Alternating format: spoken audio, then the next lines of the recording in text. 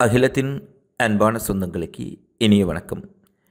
இன்றைய உலகின் முக்கிய செய்திகளோடு இணைந்திருக்கின்றீர்கள். ரஷ்யா உக்ரைன் இடையிலான போர் 2 ஆண்டுகளை கடந்து நீடித்து வரும் சூழ்நிலையில் ரஷ்யா உக்ரைன் 2 நாடுகளின் பேச்சுவார்த்தை தொடர்ச்சியாக தோல்வியடைந்த சூழ்நிலையில் தற்போது யுத்தம் உச்சகட்டத்தை நெருங்கியிருக்கின்றது. குறிப்பாக ரஷ்யாவின் குருக்ஸ் பிராந்தியத்திற்குள் உக்ரைனிய படைகள் ஊடுருவி தாக்குதலை நடத்திய பின்னர் ரஷ்யா தன்னுடைய எதிர் தாக்குதலை அதிகரித்துள்ளார்கள்.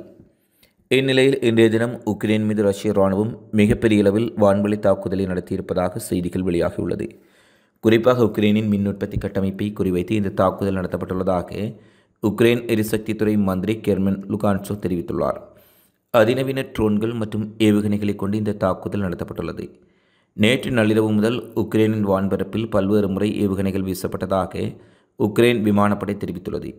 குறிப்பாக உக்ரைனின் மேற்கு பகுதிகளில் பாலிஸ்டிக் கின்சாஸ் ஏவுகணைகள் மூலமும் தாக்குதல் நடத்தப்பட்டதாகவும் இதனால் எரிவாயு கட்டமைப்புகள் மற்றும் பெட்ரோலிய எரிபொருள் தொட்டிகள் பாரியளவில் சேதமாக்கப்பட்டிருப்பதாக தெரிவிக்கப்பட்டுள்ளது. அமெரிக்காவின் விமானம் நெடுஞ்சாலையில் மோதி 2ஆக முறிந்த பயங்கர விபத்து நிகழ்ந்துள்ளது. கடந்த புதன்கிழமையன்று தெற்கு டெக்காஸின் விக்டோரியாவில் உள்ள ஸ்டேட் கைவ்லூப் சாலையில் பிற்பகலில் இரட்டை என்ஜின் கொண்ட விமானம் ஒன்று கார்கள் மீது மோதியது. சாலைக்கு மேல் தாழ்வாக பறந்து கொண்டிருந்த விமானம் திடீரென சாலையில் செல்லும் 3 கார்கள் மீது மோதி விபத்துக்குள்ளாகி கீழே 2ஆக முறிந்து விழுந்தது. இந்த விபத்தில் 4 பேர் படுகாயமடைந்தனர். ஒருவர் உயிருக்கு ஆபத்தான நிலையில் தீவிர சிகிச்சை பிரிவில் சிகிச்சை பெற்று வருகின்றார். இந்த விபத்து தொடர்பாக விக்டோரியா பகுதி போலீசார் விசாரணை நடத்தி வருகின்றனர். விபத்துக்குள்ளான விமானம் இரட்டை என்ஜின் ஃபைபர் BA-31 ரகத்தை சேர்ந்தது என கூறப்படுகின்றது.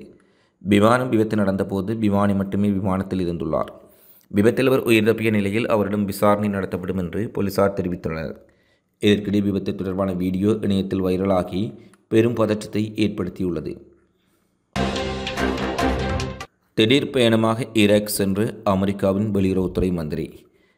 அமெரிக்க வெளியுறவுத்துறை மந்திரி ஆண்டனி பிளிங்டன் திடீர் பயணமாக நேற்றைய தினம் ஈராக் சென்றுள்ளார். தலைநகர் பக்தாத் சென்ற பிளிங்டன் ஈராக் பிரதமர் முகமது அல் சூடானியை சந்தித்துள்ளார். இஸ்ரேல் கமாஸ் போர், சிரியாவில் நடைபெற்ற ஆட்சி மாற்றம், ஹிஸ்புல்லா இஸ்ரேல் போர், மத்திய கிழக்கு நாடுகளில் ஈரானின் ஆதிக்கம் உட்பட பல்வேறு விவகாரங்கள் தற்போது சூடுபிடித்துள்ள நிலையில் ஆண்டனி பிளிங்டனின் இந்த பயணம் முக்கியத்துவம் வாய்ந்ததாக கருதப்படுகின்றது. அடுத்த மாதம் அமெரிக்காவின் அதிபராக டொனால்ட் ட்ரம்ப் பொறுப்பேற்க உள்ளார். அவரது ஆட்சி காலத்தில் மத்திய கிழக்கில் முக்கிய மாற்றங்கள் நடைபெறலாம் என எதிர்பார்க்கப்படுகின்றது. அதேவேளை ஈராக் சென்றுள்ள பிளிங்டன் முன்னதாக ஜோர்டான், துருக்கி ஆகிய நாடுகளுக்கு பயணம் மேற்கொண்டிருந்த சூழலில் தற்போது ஈராக் சென்று முக்கிய பேச்சுவார்த்தைகளை நடத்தியுள்ளமை குறிப்பிடத்தக்கது. கனடாவின் ஒன்டாரியோ மாகாண மக்களை வீட்டை விட்டு வெளியேற வேண்டாம் என அறிவுறுத்தல் வழங்கப்பட்டுள்ளது. சீரற்ற காலநிலை காரணமாக இவ்வாறு அறிவுறுத்தல் வழங்கப்பட்டுள்ளதாக தெரிவிக்கப்பட்டுள்ளது. பனிப்பொழிவு காரணமாக சில பாதைகள் மூடப்பட்டுள்ளதாகவும் கூறப்பட்டுள்ளது. பல்வேறு நிகழ்வுகளும் ரத்து செய்யப்பட்டுள்ளதாக தெரிவிக்கப்பட்டுள்ளது. இன்றைய தினம் ஒன்டாரியோவின் பல இடங்களில் சுமார் 60 சென்டிமீட்டர் வரையிலான பனிப்பொழிவு ஏற்படக்கூடும் என எதிர்பார்க்கப்படுகின்றது. சில இடங்களில் இந்த நிலைமை மேலும் மோசமடையக்கூடும் எனவும் 100 சென்டிமீட்டர் வரையில் பனிப்பொழிவு ஏற்படும் என்றும் தெரிவிக்கப்படுகின்றது. இதனால் மக்கள் வீடுகளிலேயே இருப்பது மிகவும் உசிதமானது என அறிவுறுத்தல் வழங்கப்பட்டுள்ளது. அமெரிக்காவின் புதிய ஜனாதிபதியாக தேர்வு செய்யப்பட்டுள்ள டொனால்ட் ட்ரம்ப் தனது பதவியேற்பு விழாவில் பங்கேற்க சீன ஜனாதிபதி ஜி ஜின்பிங்குக்கு அழைப்பு விடுத்துள்ளார். இதுகுறித்து வாஷிங்டனில் உள்ள சீன தூதரகம் கருத்து தெரிவிக்காததால் ஜின்பிங் இதை ஏற்றுக்கொண்டாரா என்பது தெளிவாக தெரியவில்லை என அந்நாட்டு ஊடகங்கள் செய்தி வெளியிட்டுள்ளது. 2 நாடுகளுக்கும் இடையே வர்த்தகம், தாய்வான் விவகாரம் மற்றும் தென் சீன கடல் எல்லை விவகாரம் போன்ற பிரச்சினைகளில் தொடர்ச்சியாக கடுமையான பதற்றம் நீடித்து வருகின்றது. இந்த நிலையில் ஜி ஜின்பிங்கை ட்ரம்ப் அழைத்துள்ளமையானது உலகரங்கில் கவனம் பெற்றுள்ளது. அமெரிக்காவில் சமீபத்தில் நடந்து முடிந்த ஜனாதிபதி தேர்தலில் குடியரசுக் கட்சி வேட்பாளராக போட்டியிட்ட டொனால்ட் ட்ரம்ப் வெற்றி பெற்றார். இந்நிலையில் அடுத்த ஆண்டு ஜனவரி 20ஆம் தேதி வாஷிங்டனில் ட்ரம்ப் பதவியேற்க உள்ளார். அவரது ஆட்சியில் அரசாங்கத்தின் நிர்வாக பொறுப்பை கவனிக்க உள்ளவர்கள் குறித்த அறிவிப்பை அவர் தொடர்ந்து வெளியிட்டு வருகின்றார். மேலும் துணை ஜனாதிபதியாக தேர்ந்தெடுக்கப்பட்ட டி வான்ஸுடன் இணைந்து இந்த விழாவுக்கு தயாராகி வருவதாக ட்ரம்ப் குறிப்பிட்டுள்ளார்.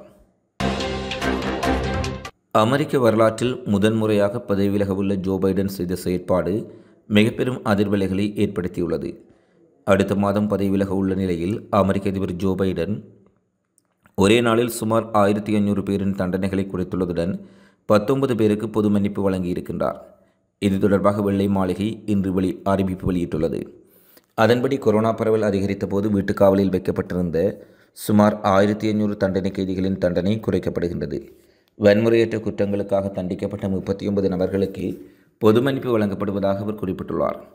இதன் மூலம் அமெரிக்க வரலாற்றில் இதுவரை இல்லாத வகையில் ஒரே நாளில் அதிக நபர்களுக்கு கருணை காட்டப்பட்டுள்ளது.